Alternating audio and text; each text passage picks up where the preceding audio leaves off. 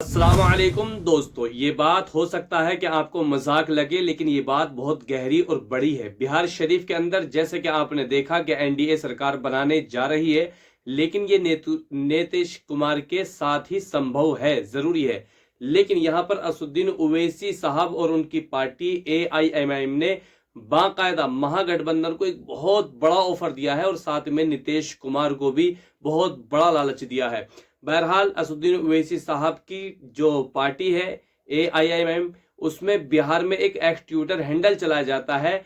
तो बिहार के इस एक्स ट्विटर हैंडल जो पार्टी का ही है, उससे एक बहुत बड़ा महागठबंधन को सुझाव दिया गया है और उनसे ये कहा गया है कि अगर आप हमारे दिए गए मशवरे के मुताबिक अमल करेंगे तो इस बार महागठबंधन की बिहार में सरकार बन जाएगी और एनडीए खत्म हो जाएगा। और सुझाव ये दिया है कि देखिए, नीतीश कुमार को महागठबंधन में शामिल कर लिया जाए और नीतीश कुमार को लालच ये दिया जाए कि सन 2029 आने वाले इलेक्शन में आप ही को बाकायदा प्राइम मिनिस्टर बनाया जाएगा। लेकिन यहां पर बिहार ट्विटर हैंडल से यह भी कहा गया है कि इस मर्तबा बिहार के अंदर जो मुख्यमंत्री रहेंगे वो एआईएमआईएम से अख्तरुल ईमान साहब रहेंगे। उप मुख्यमंत्री नीतीश कुमार की पार्टी से रहेंगे।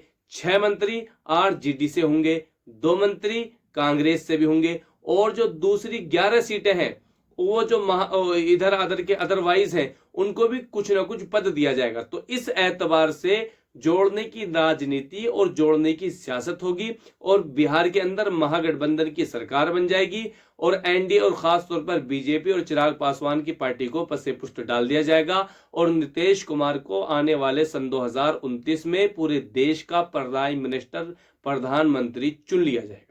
ये सुझाव दिया गया है एआईएमआईएम बिहार ट्विटर हैंडल की तरफ से। अब इस सुझाव को लेकर बाकायदा एबीपी न्यूज ने भी खबर डाली है और बहुत सारे न्यूज चैनल्स ने भी डाली है। मैं आपकी जानकारी के लिए ये भी बतला दूं कि महागठबंधन असदुद्दीन ओवैसी और उनकी पार्टी से नाराज है। उनको अभी भी टीम बोल रहे हैं बीजेपी की। वहीं पर बहुत सारे मुसलमान भी नाराज हैं, इसलिए कि मुसलमानों को भी बहुत सौ को भी अब भी असदुद्दीन ओवैसी पर क्या है, भरोसा नहीं है। वहीं पर अब अक्सरियत सीमांचल का मुसलमान हो या उत्तर प्रदेश का मुसलमान हो, कहीं ना कहीं असदुद्दीन ओवैसी साहब पर भरोसा करना शुरू कर दिया है। इसलिए कि असदुद्दीन ओवैसी साहब मुसलमानों की क़यादत करने जा रहे हैं और लगभग 60 से 70% मुसलमान असदुद्दीन ओवैसी साहब की बातों पर भरोसा और उनके नजरियात से इत्तेफाक रखता है। तो बहरहाल इस वक्त की बड़ी खबर ये निकल कर सामने आ रही है कि एमएनएम पार्टी की तरफ से ये सुझाव दिया गया है। लेकिन इस सुझाव को कहां तक कबूल किया जा सकता है, जमीनी सतह पर इसको अमली जामा पहनाया जा सकता है या नहीं, इसके बारे में आप कमेंट सेक्शन में जरूर बताएं। लेकिन नीतीश कुमार क्या ऐसा पलटू राम उनको बोला जाता है, क्या ऐसी पलटी मार सकते हैं? ये मुमकिन है।